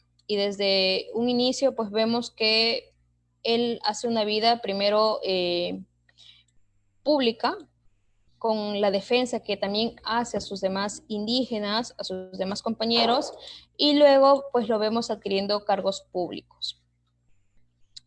Con respecto a la fundación o patronato real de legos, en este caso más hace mención a estos indígenas que tienen cierto temor a Dios, cierta devoción, pues justamente manifiestan que ellos son creyentes y justamente sus testamentos ellos indican pues que pagan a una tercera persona o a un familiar para que se le realice misas en su honor o en su nombre. Y indica, pues ellos mismos indican, pues pago 8 reales por cada misa y ellos indican y manifiestan en qué días o en qué mes se quieren que se realice. En el caso pues también de Lorenza de Vega, también en este caso pide pues 200 pesos por el patronato de Mauricia Pineda. Pues Mauricia Pineda pues es una indígena. En este caso, esta indígena cobra las misas que se le va a realizar a quién, a Mauricia Pineda. Por otro lado tenemos a María Josefa con su esposo Fabián Olortegui, que recibe por herencia un patronato de 11 pesos. Ojo, el patronato también era rentable para esa época, porque tú por organizar la misa en honor de su alma, de una persona, sea indígena, sea español o de diferente casta, pues recibías pues en este caso lo que correspondía por organizar esta misa. Por otro lado, tenemos a María Fernández, mujer legítima de don Domingo Cheiguá, justamente. Va a fundar una capellanía, pero esta fundación de la capellanía más se da en la casa de donde pues ha muerto este indígena o la persona que haya sido español o pardo libre, porque también ha habido pardos libres que fundan capellanías en la casa del dueño, del difunto, o a veces también pide que se realice pues en otro lugar, en la casa de un familiar. A ver, por otro lado tenemos la parroquia de indios de San Sebastián. Esto ya lo repetí, disculpen, se me ha ido. Una vez pues haber manifestado cómo eran sus relaciones de estos indígenas, parte de su vida parte de su vida social y parte de su vida económica, pues vamos a ver lo que compete hoy día y nos reúne justamente es ver el tema de indio español. Y en este caso he tomado dos ejemplos, como es de José Nunjar y José Tadeo Efio Corius Camaita. Estos dos indígenas ocultan pues lo que viene a ser su denominación de casta, porque justamente para presentar o hacer la investigación tuve serias dificultades por encontrar quién era indígena para el siglo XVIII, porque la mayoría de indígenas se mezclaban, porque los documentos indicaban que eran vecinos de la ciudad de Trujillo. Ojo, y en algunos casos, como ese de José Nunjar y José Tadeo Efio Corius Camaita, ellos indicaban que eran español, eran indio español. Ellos mismos se aseguraban y decían que eran indio español. En los documentos, que más adelante les voy a mostrar, pues ellos decían que eran indio español. A ver, y acá tenemos, por ejemplo, un expediente en donde pues acá nos indica que José Tadeo Efio Corius Camaita es un indio principal. Primero, en el primer documento, en el primer expediente, vamos a ver que José Tadeo Efio indica que es un indio principal noble todavía. Noble porque él pues perteneció o era descendiente de la familia real o la panaca de Huayna Capac. Por otro lado, vamos a ver que él indica que pertenece o era alcalde de quién, de la parroquia de indios de San Sebastián. Ojo, y al ser alcalde pues de justamente del común de indios de la parroquia San Sebastián, él también salía en defensa o abogaba por ellos. Y ojo, y no solamente vemos que él pertenecía a una familia noble, no solamente vemos que él se identifica con su parroquia en defensa de estos indígenas, sino también era una persona que sabía escribir. Y esto lo vamos a ver o notar justamente en su rúbrica, en esta firma pues muy elegante, muy notoria. También el nombre, justamente la rúbrica, él firma estos documentos con su nombre y su firma, su rúbrica. Por otro lado, vamos a ver que José Corius Camaita luego también firma también el acta de independencia de Trujillo de 1820. Y justamente lo vemos en el libro rojo que se encuentra en el Archivo Regional de la Libertad. Y por acá hace mención a la persona de José Tadeo Efio Corius Camaita. Por acá lo vamos a ver, no le he resaltado, pero sí por acá se deja notar que lo nombran como uno de los firmantes porque también era alcalde ordinario. Y si queremos pues excavar justamente en su vida, en cómo él había sido o llegado a este cargo, justamente primero vamos a remontarnos en quién fue la persona de José Tadeo Efio Corius Camaita. A ver, don José Tadeo Efio Corius Camaita pues es hijo de la señora Jacinta Chacra Efio Faizo Farrochumbi, india principal ¿de dónde? De Lambayeque. Ojo, y que reside en Trujillo. Residente en Trujillo, porque ella migra o llega a vivir con su hijo en, disculpen, en 1795. Ojo, y cuando llegan a vivir allá a Trujillo, justamente, José Tadeo Corios Camaita ya era, o ya tenía la profesión o el oficio de zapatero. Y él justamente se apunta justamente o se matricula en el padrón de tributarios de la parroquia de San Sebastián. Entonces, él llega con el oficio, se matricula en la parroquia de San Sebastián, en el padrón de tributarios de dicha parroquia, y también es elegido posteriormente como maestro mayor del gremio de zapateros. Entonces, ojo, disculpen, olvidé nombrar a su padre, también de José Tadeo Corius Camaita, don Bartolomé Corius Camaita. Él pues es originario de la villa de San Francisco de Maras, en donde en el Cusco. Entonces, continuando con la presentación de José Tadeo Corius Camaita, vamos a ver que él, además, luego de ser administrador en la hacienda, también es nombrado mayordomo en el año de 1801, de la hacienda justamente de la hacienda Galindo. Por otro lado, vamos a ver que el mismo personaje, José Corius Camaita, adquiere pues una propiedad también que luego se pone a juicio porque primero él, a ver, él primero participó como propietario de la hacienda de don Juan Francisco Vicuña, pero primero era una especie de mayordomo. Luego, cuando el señor muere, don Francisco Vicuña, su esposa lo va a votar del cargo. Y él justamente hace un juicio porque el señor, en referencia a Juan Francisco Vicuña, pues indica de que, o indicó en su testamento de que se le pague sus honorarios que no se le había pagado, es decir, el dinero por su trabajo como mayordomo. Disculpen, como administrador de la hacienda. A ver, por otro lado, también hemos visto anteriormente que José Tadeo Efio Corius Camaita pues ha sido alcalde ordinario de quienes, de la parroquia de San Sebastián, es decir, él sirve a quién, a los indígenas que pertenecen a dicha parroquia.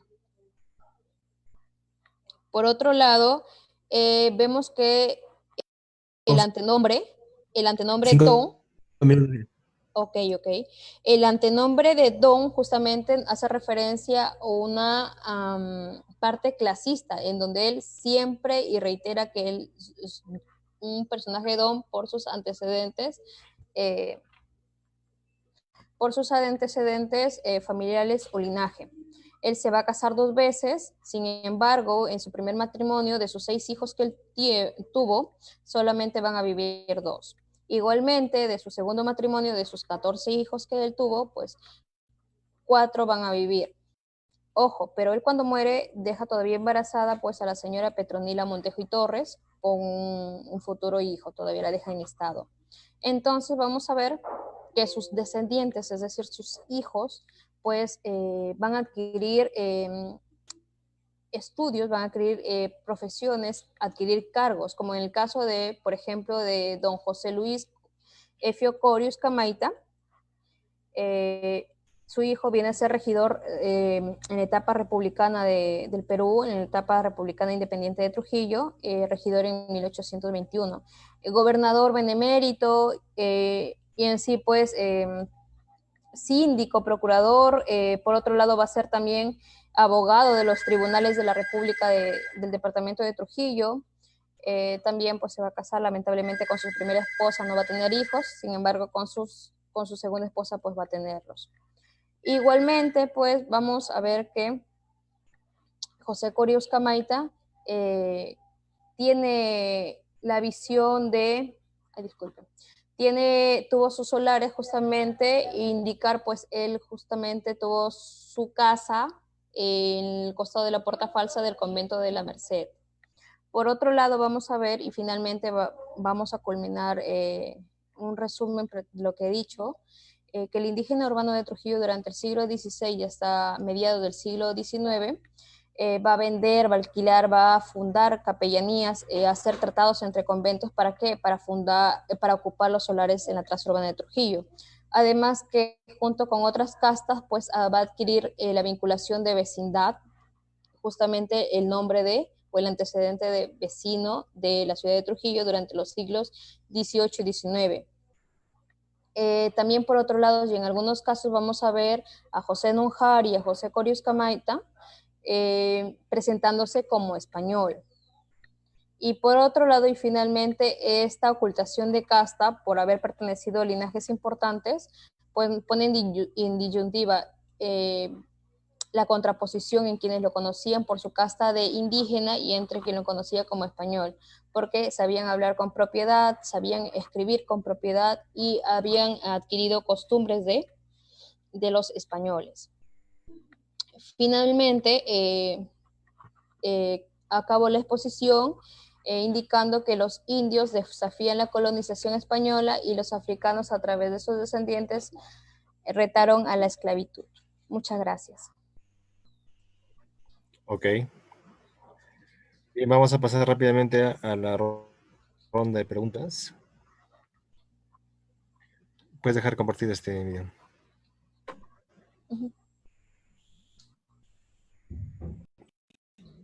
A ver, si hay alguna pregunta.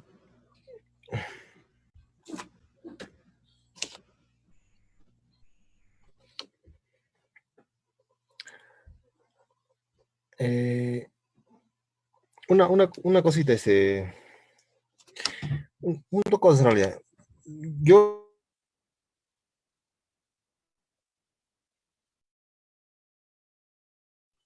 Carlos, no se escucha. una división espacial, ¿no? Pero mira, esta es una división jurídica en realidad, ¿eh? ¿Sí? La República de Indios con la República Española es una división jurídica sobre todo, ¿no? No tanto espacial, claro, que cae en división espacial es una cosa, ¿no? Pero la división es jurídica, ¿no? Me parece, ¿eh? No tengo entendido, ¿no? Y después también la categoría de indígena, ¿no? O de indio. Creo que el término más adecuado sería indio en la colonia, ¿no? A ver, yo tengo una pregunta, no sé si al final Miriam respondes todo. Bueno, pregunta y comentario, ¿no? Si leemos, por ejemplo, Flores Galindo, bueno, Flores Galindo como que, o sea, él de entender como que el indígena prácticamente desaparece, o sea, ya no se le encuentra en la documentación tardía, ¿no? Del siglo XVIII, ¿no? Cuando él trabaja justamente aristocracia y plebe, ¿no? Por otro lado, algo similar, bueno, aparece en Quito, ¿no? Este trabajo de Minchon sobre el pueblo de Quito tiene dificultad para, avanzando el siglo XVIII, de poder identificarlos, ¿no? Entonces, Minchon dice que es una estrategia, dice, o sea, con la presión tributaria, como que hay una agudización, el desarrollo de estrategias para camuflarse, ¿no? Camuflándose, ya sea que ese camuflaje, según Minchon, dice que iba desde cómo vestir hasta cambiarse el apellido, ¿no? Hasta cambiarse el apellido, ¿no? Entonces, ¿cómo es que aparece, cómo ves este problema en Trujillo, en la época que estás estudiando? Una última cosita, miren, justo quería una cosa sobre lo que está comentando Juan, hay un concepto que se llama autodefinición, que lo introduce Frederick Barr, ¿no? A ver, en un Étnico, primero... ¿no? Sí. ¿Cómo se autodefinen? ¿Ya? Entonces, si tú dices que hay indígenas que no se definen como indígenas, pues, ¿no? Un poco eso es lo que te he entendido, ¿no? ¿Cómo se ve eso, no? O sea, porque lo indígena creo, tiene que ver con el que se define como indígena, ¿no? O cómo estás tú definiendo a los indígenas en tu trabajo, por lo menos, ¿no? Bueno, eso un poco sería, ¿no? Las preguntas. A ver, en un primer momento, como me indiqué, mis dificultades justamente para realizar la investigación es que en los protocolos notariales, documentos del siglo XVIII, en los juicios pues no encontraba la denominación de casta, porque a lo largo del siglo XVI y XVII sí ellos nombraban pues indígena o descendiente de tal lugar, de Mansiche, indígena de Moche, indígena de Mampuesto. Pero en este caso, siglo XVIII, pues ha sido difícil encontrarlo. Y mayormente, justamente gracias también a su apoyo del profesor Castañeda, logré buscarlos a través de sus apellidos. Por el caso, pues, del apellido de Nonjar, el apellido de Corius Camaita, el apellido, pues, por ejemplo, de Chaiwat, que son muy conocidos, y eso sí se los ha logrado seguir. Y justamente para buscarlos apellido, apellido, apellido. Ojo, por otra parte, los que sí he encontrado que se cambian el apellido, no, disculpen, los que se cambian pues la autodefinición, como usted está indicando, profesor Hurtado, es que mayormente son los indígenas o el indio noble, el indio que había descendido de familias nobles. Y hacen referencia justamente, aunque no quieren nombrar su casta, por el aumento de tributos, como el profesor Castañeda lo indica, y además porque había habido anteriormente la rebelión de Tupac Amaru y se temía represalias contra ellos por haber, pues, también ser descendientes de indios, de indígenas, pues, de indios. Entonces, vemos que por un lado, con los españoles se presentan pues como españoles, visten con propiedad, con sus costumbres, ellos ante las casas españoles se autodefinen como españoles, eso es lo que he visto. Y frente pues a su común de indios, a su parroquia, donde ellos se encontraban, justamente el común de indios, ellos se identificaban como indio. Además porque frente a los miembros pues de esa comunidad, de esa casta, ya se conocían, ya conocías de quién eras padre, de quién eras descendiente, por eso ante ellos no podías ocultar tu denominación de casta, a pesar de que en algunos casos lo has ocultado en los documentos. Y encontrar como indio español justamente se ha dado en el caso cuando voy a revisar los juicios. Juicios por el tema de propiedades, en donde pues tal persona o tal testigo indica que lo conocían como indio y o por otra versión lo conocían como español. Por lo tanto, en el documento queda sentado como indio español porque hay dos versiones. Entonces se deja entrever en los documentos de que, por un lado, cuando hay españoles, ellos sí se presentan como españoles. Y por otro lado, en su mismo comunidad de indio no pueden ocultar su casta. Eso es lo que mayormente he buscado y he visto a lo largo del siglo XVIII. Entonces, esa autodefinición es a su conveniencia.